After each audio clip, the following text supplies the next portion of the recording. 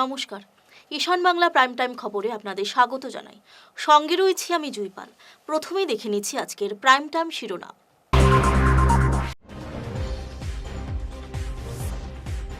রংপুরে সাইবার হানা, বৃদ্ধের জমানো পুঁজি লুটে নিল প্রতারকরা।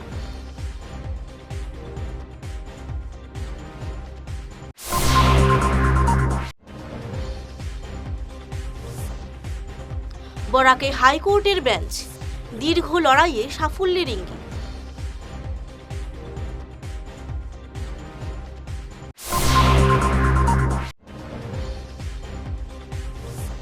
এক পশলা বৃষ্টিতে শিলচর নিউ ভগতপুরের বেহাল অবস্থা।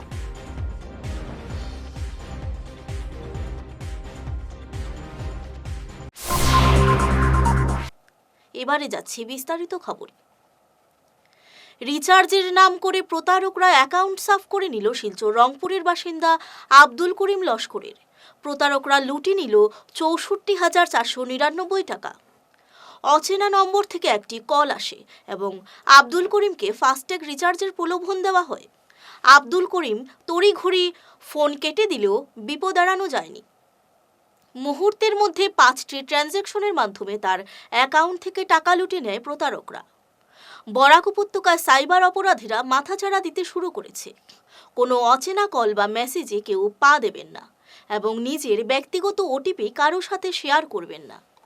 সমষ্টি রংপুর বাসা। আমার কাছে 26 তারিখ, আমার নাম হলো আব্দুল করিম লস্কর।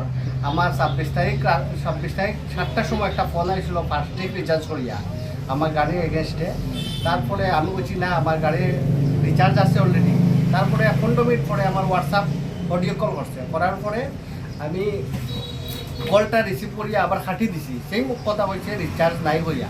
তারপরে আমার রাত্রে 12টার সময় দেখছি আমার অলরেডি অ্যাকাউন্ট খালি হয়ে দিয়েছে। অ্যাকাউন্ট আসলো 64,499 টাকা। তারপরে আপনার এসপিও ক্রাইম এইচডিএফসি গেলাম, এইচডিএফসি কোনো রেসপন্স দিছে না। গেছি আমি crime branch, SP office crime branch যাওয়ার পরে তারা একটা সান্ত্বনা দিয়েছে 10 দিনের ভিতরে আমারে টাকাটা ঘুরাই দিবার কথা হয়েছে। তারপরে আমার একটা অনুরোধ রইল এসপি স্যারের কাছে এবং ক্রাইম ব্রাঞ্চ, যাতে আমার টাকাটা, আমি গরিব মানুষ, আমার টাকাটা ঘুরে দেওয়ার জন্য। তারপরে আপনার এসপি স্যারের ডিসি স্যারের কাছে, ডিসি মহোদয় স্যারের কাছে, যাতে আমি গরিব মানুষ, আমার টাকাটা ঘুরে পাওয়া যায়। এইচডিএফসি ব্যাংক আমার সেভিং অ্যাকাউন্ট থেকে পুরো খালি করে দিয়েছে টাকাটা। তারা অত ভালো ব্যাংক আর কোনো রেসপন্স দিচ্ছে না আমার এইচডিএফসি ব্যাংকে। তাদের কাছে অনুরোধ করিয়া যাতে আমার ডিসি স্যার, এসপি স্যারের কাছে অনুরোধ করিয়া যাতে আমার টাকাগুলা আমার ঘুরিয়ে দেওয়ার লাগে। হ্যাঁ, আমি গরিব মানুষ, যাতে অন্য মানুষের এরকম হয় না, এরকম আমি করলাম, আমার তরফ থেকে অনুরোধ করলাম। বরাক উপত্যকায় হাইকোর্ট বেঞ্চ স্থাপনের দীর্ঘদিনের দাবিতে এক নয়া মোড় এলো। হাইকোর্ট বেঞ্চ প্রতিষ্ঠার দাবি বাস্তবায়ন কমিটির ক্রমাগত আন্দোলনের পর তাদের স্মারকপত্রটি এখন রাজ্যের চিফ সেক্রেটারির টেবিলে। বিষয়টি নিয়ে গৌহাটি হাইকোর্টের চিফ জাস্টিসও অবগত হয়েছেন। পরবর্তী ধাপে চিফ জাস্টিস কমিটির সাথে বৈঠকে বসবেন এবং তার মতামত রাজ্য সরকারকে জানাবেন। এরপরই সরকার পরিকাঠামো ও প্রশাসনিক দিক খতিয়ে দেখে চূড়ান্ত সিদ্ধান্ত নেবে। দীর্ঘ প্রতীক্ষার পর প্রশাসনের এই ইতিবাচক পদক্ষেপে এখন খুশির হাওয়া উপত্যকায়। গভর্নমেন্টের তরফ থেকে যে অ্যাটলিস্ট আমাদের এই রিপ্রেজেন্টেশনটা গভর্নরের তরফ থেকে ফরওয়ার্ড করে ইয়ের কাছে পাঠানো হয়েছে, চিফ সেক্রেটারির কাছে। এটা মনে হচ্ছে আমাদের তরফে একটা ছোট্ট একটা সাফল্য এবং এর ইয়েতে আমরা আশা করতে পারি যে তারপর হয়তো ওনারা হাইকোর্টে এটা রেফার করলে পরে হাইকোর্ট এটার উপরে একটা ডিসকাশন করলে পরে আমাদের প্রেসিডেন্ট যা বললেন, হাইকোর্টও এটা নিয়ে একটা ফুল কোর্ট ডিসিশন হবে। তারপর আবার রেফার করবে স্টেট গভর্নমেন্টের কাছে। তারপরে যদি ডিসিশন হয় আলটিমেটলি আসাম গভর্নমেন্ট থেকে যদি ফেভারেবল আসে, তাইলে হয়তো হাইকোর্ট থেকে এটা সিস্টেমটা হলো হাইকোর্টে ডিসিশন নিয়ে এটা আবার পাঠাবে গভর্নমেন্ট অফ ইন্ডিয়ার কাছে, প্রেসিডেন্টের কাছে, তারপর হলে হওয়ার সম্ভাবনা আছে আমাদের। আমরা তো অনেক দিন ধরে আন্দোলন করি, কিন্তু এই ধাপে যে আমরা আন্দোলন করলাম, এটাতে দেখা যায় খুব শর্ট স্পেলে আমরা কিছু হলেও একটু সাফল্য পেয়েছি। এতে হয়তো আমরা আন্দোলনটা বা আমাদের যে দাবি সেটা আরও প্রবলভাবে যাতে করতে পারি, সেটার জন্য আমরা এটাতে একটা ইম্পেটাস পেলাম। কাজেই আমাদের এখানেই শেষ না, দাবিটা আমাদের আরও জোরদার করে চালিয়ে যেতে পারে, যাতে গভর্নমেন্টও বাধ্য হয় যে ইয়ের উপরে চাপ দিতে, অনারেবল হাইকোর্টের উপরে, যাতে এটা বাস্তবায়িত হয়। রয়েছে সেই ডিস্ট্রিক্টকেও আমরা আপনাদের মাধ্যমে আবেদন করব। আমরা অলরেডি ফর্মালি আবেদন করেছি ওদের কাছে যে ওরা যেন আমাদের দাবির সমর্থনে এগিয়ে আসে। তার কারণ, বিভিন্ন কারণ রয়েছে।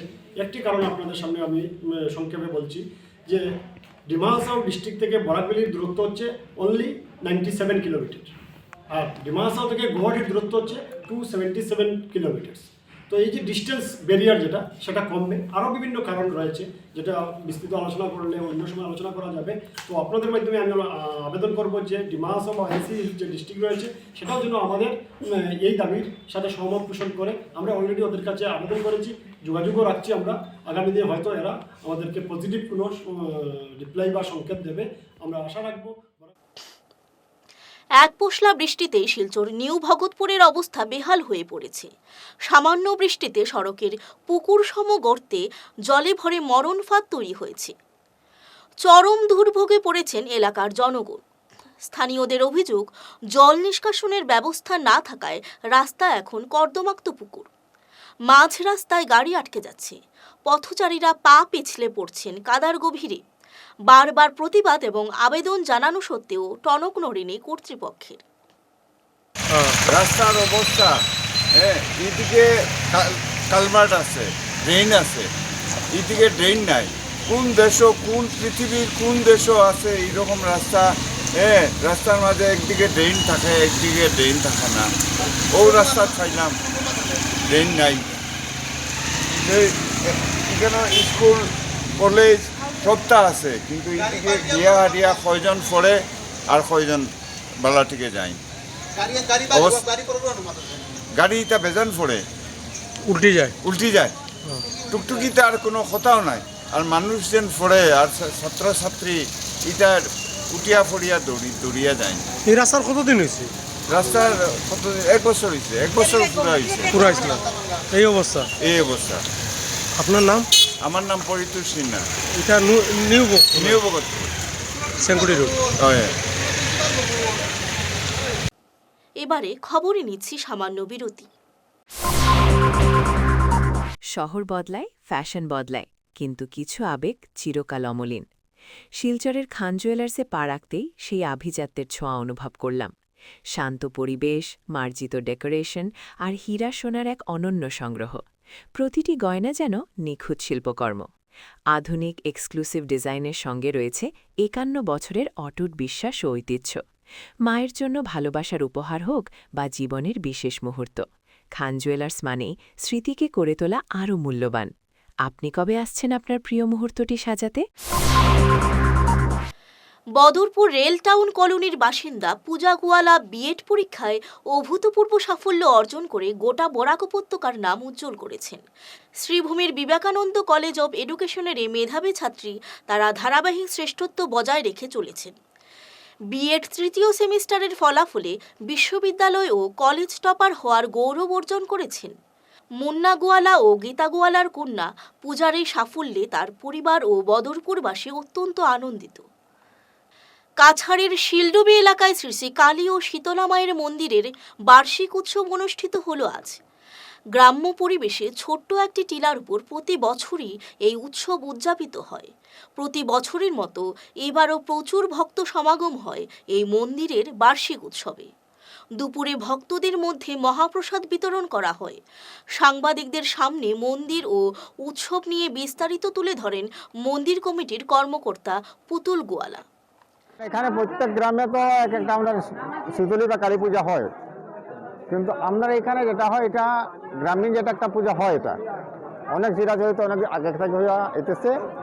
কিন্তু এই পূজাটা একটু আলাদা, কারণ 2003 থেকে আমরা এখানে মায়ের আবির্ভাব হয়েছিল। মা শীতলীর আদেশ মতে আমরা প্রতি বছর 29 এপ্রিল এই বাৎসরিক উৎসবটা পালন করিয়া যাই। আজকে সকাল থেকে পূজা অর্চনা আরম্ভ হয়, সারাদিন ব্যাপী চলে। বিভিন্ন রকমের কীর্তন ভজন হয়, সারা রাত্রব্যাপী চলে। পরের দিন বিকাল 4টার সময় এই মন্দির থেকে আরেকটা মন্দির, এখানে সার্বজনীন কালী মন্দির আছে, এখানে পর্যন্ত একটা পরিক্রমা হয়। এরপরে ঘট নিয়ে আমরা নদীতে বিসর্জন দিই, এরপরে সমাপ্তি ঘটে। এটার একটা বিচিত্র কাহিনী আছে পূজাটা উৎপত্তি হওয়ায়।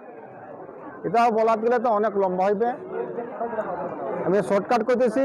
মায়ের আদেশ মতে 29 এপ্রিল হয়। আমরা জানি শনি বা মঙ্গলবার ছাড়া শীতলী পূজাটা হয় না, কিন্তু এখানে মায়ের আদেশ মতে আমরা 29 এপ্রিল, এখানে বাংলা যেই তারিখ পড়ুক, যেই বার পড়ুক, এতে আমাদের কোনো আপত্তি নাই। এইভাবে আজকে চিরাচরিত 2003 থেকে আজ অবধি 2026 পর্যন্ত আমরা এই পূজাটা চলিয়ে আসিতেছে। স্বপ্নাদেশে কি ছোট্ট একটা বাচ্চা, তার নাম হলো কানাই দুসাদ, সে প্রথম শ্রেণীতে পড়তো। তার একটা বড় ভাই, সে গাড়িতে লেভারি করতো। মা বাবা তো খুব বিপিএল পরিবার ছিল, এবং গাড়িতে কাজ করার সময় ইট নিয়ে তারা যখন লোড করি আর শিলচর যায়, গাড়িটা নষ্ট হইয়া তারা শিলকুড়ি সিংড়া হাউসের সামনে আসলা। আপনার এলাকায় কি কোনো অন্যায়, দুর্নীতি বা অনিয়ম আপনার চোখে পড়ছে? রাস্তার বেহাল দশা, সাধারণ মানুষের ভোগান্তি কিংবা প্রশাসনের অবহেলা, সবকিছুই এখন বিশ্ব দেখবে আপনার মাধ্যমে। আপনার মোবাইলে ঘটনার ছবি তুলুন বা ভিডিও রেকর্ড করুন, সরাসরি আমাদের হোয়াটসঅ্যাপ নম্বরে পাঠিয়ে দিন। আপনি চাইলে আপনার নাম এবং পরিচয় সম্পূর্ণ গোপন রাখা হবে। আপনার পাঠানো একটি ভিডিও বদলে দিতে পারে সমাজের চিত্র। হোয়াটসঅ্যাপ নম্বর 9395616617। শেষ করার আগে আবারও দেখে নিচ্ছি আজকের প্রাইম টাইম শিরোনাম।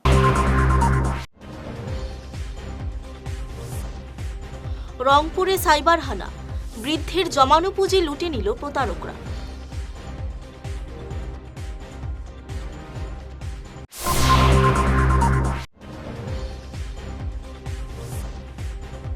বরাকে হাইকোর্টের বেঞ্চ, দীর্ঘ লড়াইয়ে সাফল্যের ইঙ্গিত।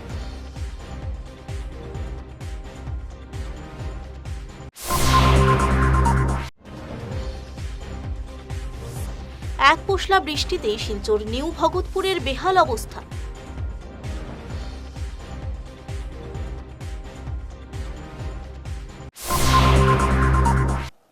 আজকের মতো ঈশান বাংলা প্রাইম টাইম খবর এই পর্যন্তই। নমস্কার।